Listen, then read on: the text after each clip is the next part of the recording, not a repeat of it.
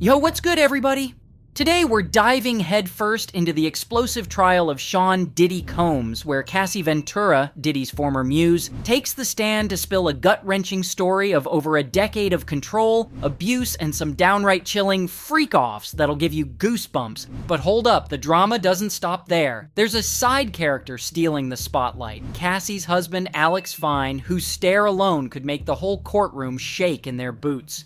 And don't get me started on the wild details. 1,000 bottles of baby oil seized, a dude named Jonathan Odie shooting up a Trump hotel, and big names like Kid Cudi, Prince, and Suge Knight getting dragged into this mess. Buckle up, cause this is an emotional roller coaster with all the vibes, shock, heartbreak, and rage that'll make you want to punch a wall. Let's roll! Before Cassie even steps up to the witness stand, the courtroom's already a pressure cooker with a full-on verbal brawl. Should Alex Fine, Cassie's husband, be allowed to sit in as her emotional support, or get kicked out? Diddy's defense team, led by Ana Estevao and Tenny Garego, comes out swinging like they've been personally offended, demanding Alex be shown the door. Their reasoning? They claim Alex is a potential witness because he allegedly sent Diddy some spicy texts back in 2018, along the lines of, "I'm gonna beat the crap out of you," when Cassie was breaking up with Diddy. They whip out Rule 615, this dry-as-dust law that basically says, if you're gonna testify, you can't sit here eavesdropping on other witnesses because you might cook up a story to match. Sounds fair, right? Nobody wants a witness sneaking a peek and then spinning a tale like it's a movie script. But hold on, the prosecution, spearheaded by Emily Johnson, a sharp-as-a-tack lawyer with a killer blonde bob, isn't here to play nice. She fires back like a verbal sniper. What? You guys brought this up 10 minutes ago, and Alex isn't even on your witness list. Johnson doubles down, arguing that Cassie, under the Crime Victims' Rights Act, CVRA, has every right to have support while testifying, especially since she's 8.5 months pregnant, rocking a belly the size of 2 watermelons, and still dragging herself to court to relive her worst nightmares.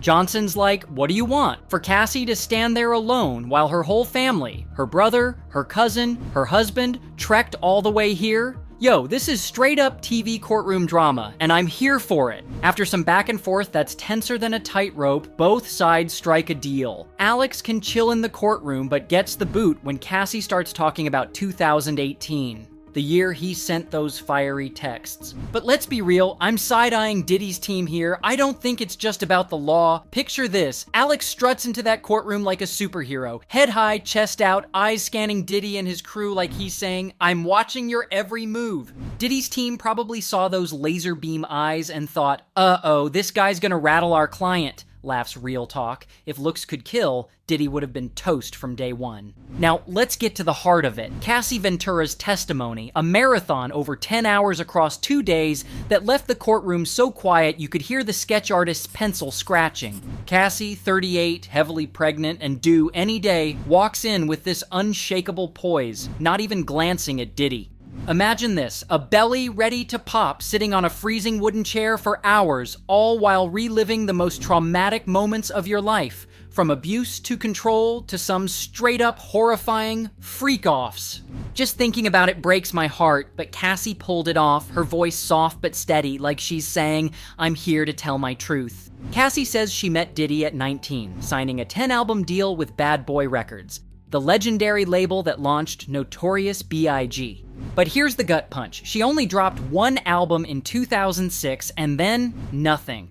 She feels Diddy deliberately froze her career, keeping her busy with pointless studio tasks, while hundreds of her recorded songs never saw the light of day. Why? Because, according to Cassie, her real job was setting up and starring in freak-offs, highly choreographed parties where Diddy allegedly took on a controlling, behind-the-scenes role. What are freak-offs? Oh man, brace yourself, cause this is wild. These were multi-day events, some lasting up to 72 hours or even 4 days, where Cassie says she was coerced into disturbing encounters with hired participants, all while Diddy allegedly orchestrated everything from the sidelines like a director of a dark, adults-only fantasy. The hotel rooms were lit with pungent candles. Think Glade Angel Whispers so strong you'd choke. And they'd pour a literal gallon of baby oil over everyone to make them glisten. 10 bottles per session, y'all, enough to last a year for normal baby care. One time, Diddy even set up an inflatable pool filled with oil and lube in a hotel room. I'm screaming, who's cleaning this mess? The hotel must have had to rip out the carpet. And don't forget, authorities seized 1,000 bottles of baby oil from Diddy's homes. 1,000! Who's buying that much without a Costco membership the size of a shipping container? Cassie says she was pressured into using a mix of powerful substances, including party drugs and sedatives, just to mentally survive these disturbing experiences. Stomach issues, constant UTIs, even mouth sores from the activities while high. Cassie described deeply degrading acts she was forced to endure, including being humiliated in front of others and made to recount explicit details, all for Diddy's gratification. The courtroom went dead silent. Cassie says she did it all out of love for Diddy, fear of his temper, and threats of leaked videos. One time, Diddy played a freak-off video on a commercial flight, forcing her to watch just to humiliate her. Cassie says she wasn't even allowed basic dignity, made to participate during times of physical vulnerability, leading to hotel rooms being left in such a state that the damage bills ran into the tens of thousands. I'm torn between horror and wanting to hug Cassie tight. Beyond the freak-offs, Cassie recounts a string of abuses that make me want to storm the courtroom and yell, "Diddy, how dare you?" The first time, Diddy knocked her down in his Escalade, jealous because she shrugged off him flirting with someone else at a party. Another time, at Ace of Diamonds, after a heated exchange, Cassie says she hit Diddy, and in return, he brutally assaulted her in the car, leaving her so badly injured that even she didn't recognize herself in the mirror. Diddy controlled every part of Cassie's life. Her nail polish color, white, because he liked the contrast with the escort skin. Her hair, even banning her from modeling or runway gigs. She says, he took my confidence. Text messages revealed Diddy's lack of remorse, blaming her when she sent a photo of her injury. You don't know when to stop. You push too far. She replied, just say sorry, have some empathy. I didn't deserve this. Diddy even dangled a friend over a 17th floor balcony and hit another with a wooden hanger, causing a falling out. Cassie says, he controlled everything in my life. This case isn't just Cassie and Diddy. It's a star-studded circus that had the courtroom buzzing like a Grammy after-party. Here's the lowdown on each player and their drama. In 2011, Cassie secretly dated Scott Mescudi, aka Kid Cudi, the soulful rapper behind hits like Pursuit of Happiness. But all hell broke loose when Diddy found out through emails between Cassie and Cudi's assistant about a toiletry bag. Diddy lost it, brandishing a wine bottle opener at Cassie, his eyes black as a demon, her words, then kicked her out, leaving a massive bruise on her back. At one point, he even threatened to release private footage of her and made terrifying comments about harming Kid Cudi's car. Something along the lines of, let's make sure your boys see what happens when you mess with me. Eventually, the trio met at Soho House in LA to hash it out. Cudi asked, what about my car? Diddy deadpanned, what car? Dies laughing. It's like a sitcom meets a mob movie. Netizens are buzzing that Cudi might testify, and I'm like, Cudi, spill the tea, bro!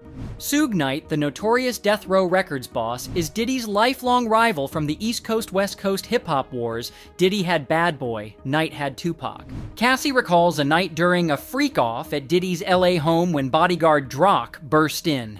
Suge's at Melrose Diner! Diddy suited up, grabbed his crew, and sped off, leaving Cassie sobbing, begging him not to do anything stupid. They were back in 30 to 45 minutes, but what went down is a mystery, fueling rumors Diddy was tied to Knight's shooting that year. Cassie also revealed guns were everywhere in Diddy's homes, New York, LA, Miami, and she was once forced to hold one while high, terrified it'd go off.